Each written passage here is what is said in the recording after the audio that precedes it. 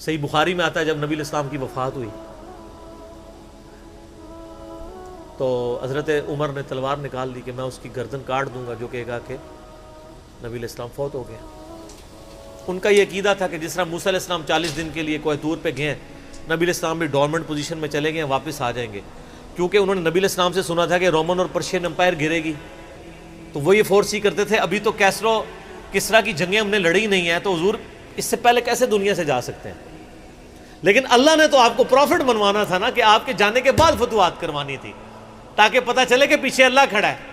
اپنی زندگی میں تو بڑے بڑے بادشاہوں نے فتوحات کی ہیں، نبی علیہ السلام کی تو دعوت کا کلائمیکس حضرت ابوبکر اور پھر حضرت عمر عثمان و علی کے دور میں جا کے ہوا ہے، جبکہ عرب قبائل بھی مرتد ہو گئے ہیں، تب بھی اللہ کے پیچھے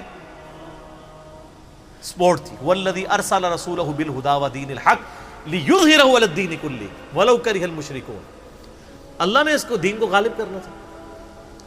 تو بخاری کے الفاظ ہیں، حضرت عمر نے کہا میں اس کی گردن اتار دوں گا۔ حضرت ابوبکر آئے، انہوں نے حضرت عمر کو دیکھا، اگنور کر کے سیدھا حجرہ عائشہ میں گئے، نبی علیہ السلام کے مبارک کفن کو ہٹا کے آپ کے ماتھے پہ بوسہ دیا اور کہا یا رسول اللہ آپ پہ 2 موتیں جمع نہیں کرے گا، ایک موت تو سب کے نصیب میں ہے، اب تو ہمیشہ کی زندگی آپ کو اللہ نے آخرت کی دے دی ہے۔ اور پھر باہر نکلے، حضرت عمر کو کہا کہ عمر بیٹھ جاؤ، حضرت عمر نے بات نہیں سنی، تو حضرت بکر ممبر کی طرف چڑھے، ممبر پہ چڑھے اور لوگوں سے کہا کہ عمر کو اس کے حال پہ چھوڑ دو۔ حدیث کے الفاظ ہیں کہ لوگ حضرت بکر کا ریگارڈ باقی اصحاب سے زیادہ کرتے تھے، حضرت عمر کو تنہا چھوڑ کے لوگ حضرت ابو بکر کی طرف متوجہ ہو گئے۔ پہلے وہ جو سارا میلہ ان کے گرد لگا تھا شفٹ ہو گیا، تو انہوں نے حمد و صلات کے بعد انہوں نے کہا اما بعد فمن کان یعبد محمدا فإن محمد قد مات۔ سر کلیجے پہ کتنا بڑا پتھر رکھا ہوگا حضرت بکر نے جملہ بولتے ہوئے کہ جو محمد کی عبادت کرتا تھا وہ جان لے کہ محمد کو موت آ گئی ہے۔ ومن کان یعبد اللہ، اور جو اللہ کی عبادت کرتا ہے وہ جان لے ان اللہ حی لا یموت، اللہ زندہ ہے، اللہ کو کبھی موت نہیں آئے گی۔ کیا توحید کی تعلیمات ہیں! حضور کی میت کے اوپر حضور کے فضائل نہیں بیان ہو رہے، توحید بیان ہو رہی ہے۔ Point to be noted. کیوں؟ سر پہلے نہیں انسانیت نے رسک لیا، دنیا کا سب سے بڑا شرک ایک پیغمبر کے نام پہ تو کھڑا ہوا ہے، عیسیٰ ابن مریم کے نام پہ۔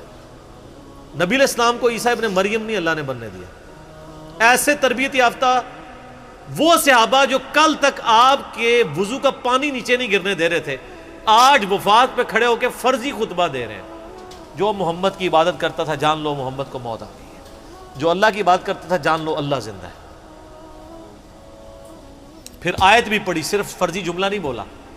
آپ تو کہہ رہے ہیں شرک ختم ہو گیا، حضرت بکر جب شروع نہیں ہوا تھا اس وقت بھی کہہ رہے تھے کہ نبی علیہ السلام کو کسی نے خدا نہیں بنانا، کیونکہ بخاری کی حدیث ہے، دیکھنا میری شان کو اس طرح بلند نہ کرنا جس طرح عیسیٰ ابن مریم کو لوگوں نے کیا۔ میں اللہ کا بندہ اور اس کا رسول ہوں، مجھے اللہ کا بندہ اور اس کا رسول ہی کہنا۔ سر وارفتگی، دیوانگی، عشق کی ساری کیفیت حضور کی وفات کے بعد بالکل چینج ہوگی صحابہ کی۔ ہونا تو چاہیے تھا جو وضو کا پانی نہیں گرنے دے رہے تھے جا کے قبر کی مٹی چاٹنا شروع کر دیتے، ایسا نہیں ہوا۔ وہ تعلیمات کی باؤنڈریز کو کراس نہیں کرتے تھے۔ تو پھر انہوں نے آیت پڑھی، سورہ آل عمران آیت نمبر 144، وما محمد الا رسول قد خلت من قبلہ الرسل افإن مات او قتل انقلبتم علی اعقابکم۔ محمد تو نہیں مگر ایک رسول ہی، اگر یہ فوت ہو جائیں یا دین جو جنگ میں قتل کر دیے جائیں، شہید ہو جائیں، کیا تم دین سے الٹے قدم پھر جاؤ گے؟ جو کوئی دین سے الٹے قدم پھیرے گا اللہ کا کوئی نقصان نہیں کرے گا اور اللہ ثابت قدم رہنے والوں کو جزا دے گا۔ پھر سورہ الزمر کی آیت نمبر 30 پڑھی، انک میت وانہم میتون۔ اے نبی تمہیں بھی مرنا ہے اور ان کو بھی موت آنی ہے، تمہارے مخالفین کو، پھر تم اللہ کے حضور جھگڑو گے، اللہ تمہارا فیصلہ کرے گا۔ یہ سیدنا ابوبکر کی حضور کی وفات کے وقت استقامت تھی۔ پھر جھگڑا کھڑا ہو گیا حضور کو دفنانا کدھر ہے؟ جامعہ ترمذی میں حدیث ہے، سیدنا ابوبکر کہتے ہیں کہ میں نے نبی علیہ السلام سے یہ بات سنی تھی کہ اللہ اپنے پیغمبر کو وہیں پہ موت دیتا ہے جو اس کے لیے سب سے پسندیدہ جگہ اللہ کے نزدیک ہوتی ہے۔ تو حضور کی جو چارپائی ہے نا اس کے نیچے ان کی قبر کھودو، وہاں پہ اللہ نے ان کو موت دی۔ پہلے صحابہ میں رائے نہیں طے ہو رہی تھی کہاں دفنانا ہے۔ پھر سنن نسائی الکبریٰ کے اندر پورا وفات النبی چیپٹر ہے، سنن ابن ماجہ میں بھی موجود ہے کچھ حصہ اس کا۔ پھر لوگوں نے پوچھا کہ نبی علیہ السلام کا جنازہ ہوگا؟ انہوں نے کہا ہاں ہوگا۔ اسی طریقے سے تکبیر کہو اور سورہ فاتحہ اور اس کے بعد درود شریف اور اس طریقے سے 4 تکبیرات پڑھو۔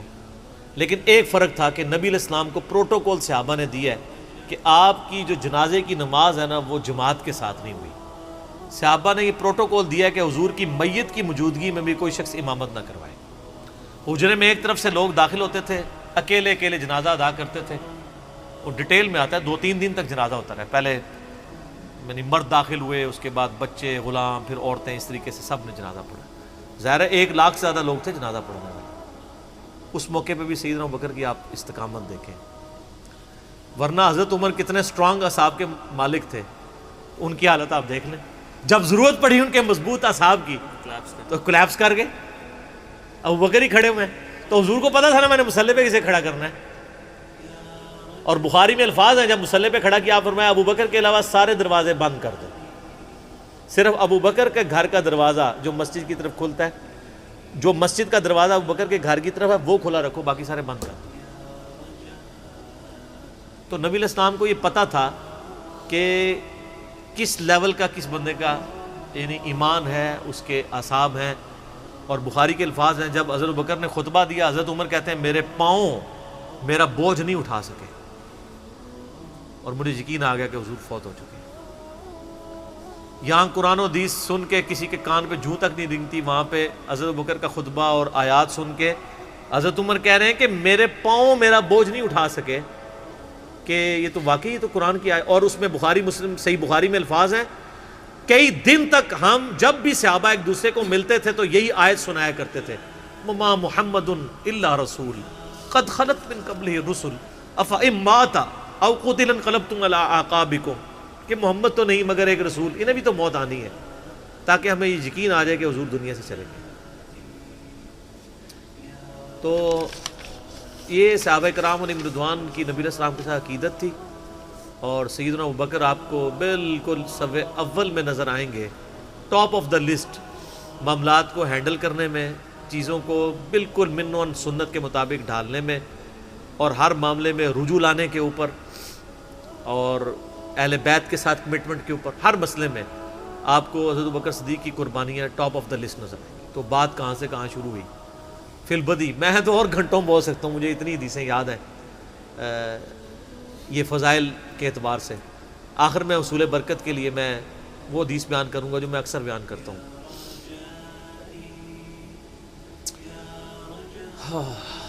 عبداللہ بن عباس رضی اللہ تعالیٰ عنہما کہتے ہیں، بخاری اور مسلم دونوں میں ہے، کہ سیدنا عمر کی میت رکھی ہوئی تھی اور لوگ آ کے ان کی میت پہ سلام پڑھ رہے تھے، اور اپنے اپنے انداز میں خراج تحسین پیش کر رہے تھے کہ اس شخص کی وجہ سے اسلام کو کیا عروج ملا۔ تو کہتے ہیں اتنے میں میں نے محسوس کیا کہ ایک شخص میرے پیچھے آ کے کھڑا ہوا اور اس نے میرے کندھے پہ یوں کونی رکھی، میری پیٹھ اس کی جانب تھی، اس نے کونی میرے کندھے پہ یوں رکھی، اور حضرت عمر کی میت سے مخاطب ہو کے کہنے لگا کہ اے عمر اللہ تجھ پہ رحم فرمائے، تو روئے ارض پہ ان لوگوں میں سے ایک شخص تھا کہ میری بھی خواہش تھی کہ میں ان اعمال کے ساتھ اللہ کے حضور پیش ہوتا، کہ اگر اللہ کے حضور پیش ہونے کے لیے مجھے بہترین اعمال چاہیے تو تیرے اعمال۔ ظاہر ہے جی رومن اور پرشین امپائر گھری ہے، کس لیول کا عروج، کیونکہ میں نے رسول اللہ صلی اللہ علیہ وآلہ وسلم سے بارہا سنا تھا، میں ابو بکر اور عمر داخل ہوئے، میں ابو بکر اور عمر نکلے، میں ابو بکر اور عمر نے یہ کیا، تو مجھے بڑی امید تھی کہ تم اپنے 2 ساتھیوں سے جا ملو گے، یعنی رسول اللہ اور ابو بکر کے ساتھ صلی اللہ علیہ وآلہ وسلم اور رضی اللہ تعالیٰ۔ تو یعنی نبی علیہ السلام کے بعد سیدنا ابو بکر اور پھر حضرت عمر بھی وہیں پہ پہنچ گئے۔ تو مجھے نبی علیہ السلام کے اس فرمان سے لگتا تھا جس طرح آپ اپنی زندگی میں کہتے تھے نا، میں ابو بکر عمر، میں ابو بکر عمر، میں ابو بکر عمر، مجھے پتا تھا تم نے جا کے انہی سے ہی ملنا ہے جا کے، اور دیکھ لیں قبر بھی پھر ساتھ بنی دونوں کی۔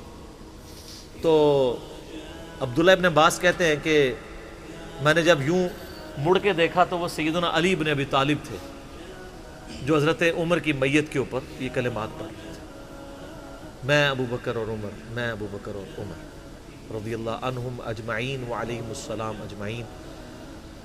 اللہ تعالیٰ ہمارے دلوں میں خلفائے راشدین کی محبت، اہل بیت کی محبت راسخ فرمائے رضی اللہ عنہم اجمعین وعلیہم السلام اجمعین، اور قیامت والے دن حوض کوثر پہ ان کے ساتھ محشور فرمائے، آمین ثم آمین۔